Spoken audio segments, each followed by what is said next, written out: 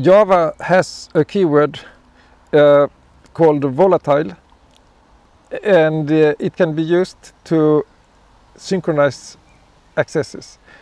Initially, it was not so useful because only the modifications of a certain volatile variable was observed in the same order by all threads.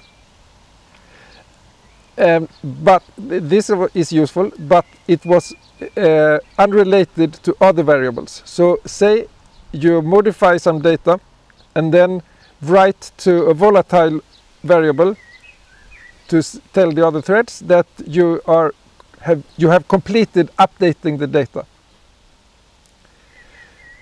Okay, and the other threads read this volatile variable, and when it has been set, they start reading the data.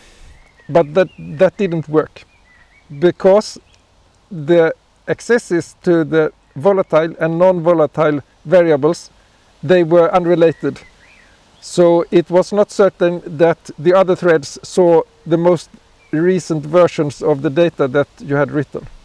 So it was buggy to use it like that. But it has now got a semantics which is more similar to synchronized.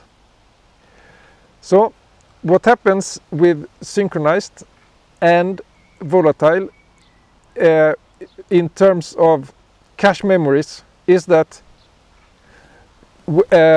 when you enter a synchronized block or read a volatile attribute, then conceptually everything in the cache is made invalid.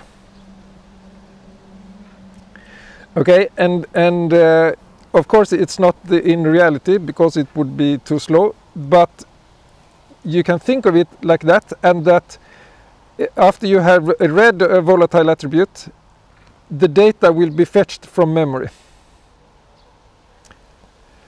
Okay, so you will see the most recent writes, but only the most recent writes that have propagated to memory. Okay, and how to propagate data to memory? There are two ways, common ways. One is to leave a synchronized block, and the other is to write to a volatile variable. What happens then is that conceptually everything is copied to memory from the cache.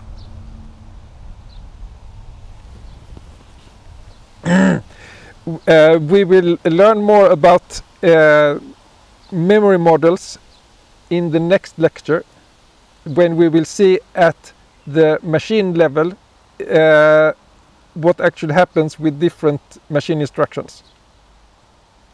So this will become very clear soon. Okay, there is also a volatile keyword in C, and it has nothing to do with multi-threaded programming. What it does is to tell the compiler that accesses to a volatile variable should not be optimized in any way whatsoever. In particular, it should not be put in a CPU register, such a variable, because they such variables can be modified in ways which the compiler cannot observe. Okay, so they are completely different, and it should not, volatile should not be used to do multi-threaded programming in C.